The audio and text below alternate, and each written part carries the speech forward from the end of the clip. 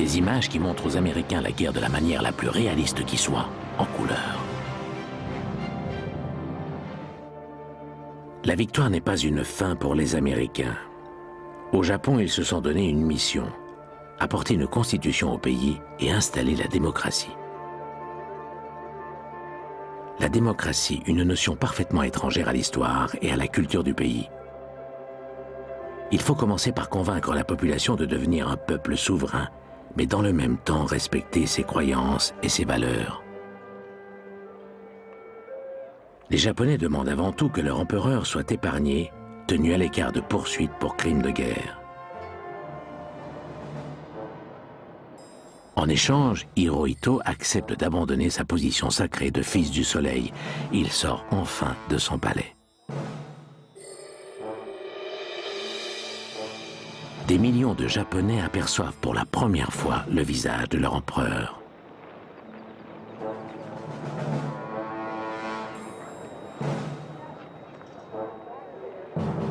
Il reçoit à titre honorifique le statut de chef de l'État.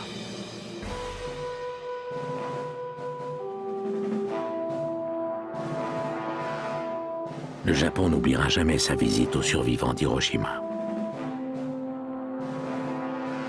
Après que 7 de ses ministres ont été pendus pour crimes de guerre, Hirohito déclare à son peuple pétrifié « L'empereur n'est pas un dieu.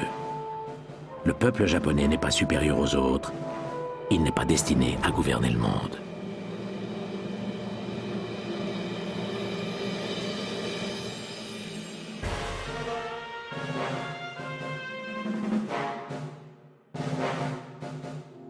Le Japon entre dans l'orbite américaine.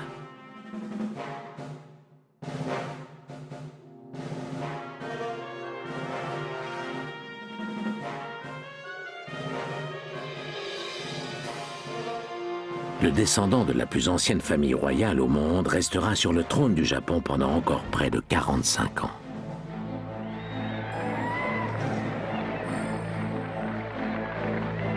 La guerre est terminée pour les troupes du Pacifique, ils savent qu'ils vont enfin rentrer chez eux.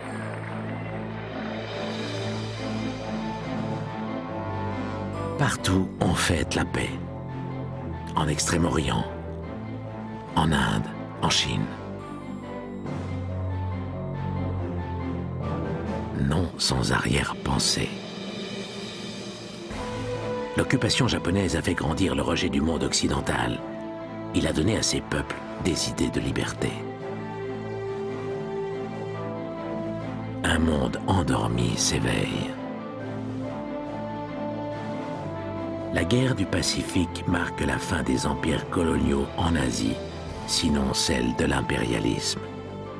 L'Europe a perdu sa place dans le monde.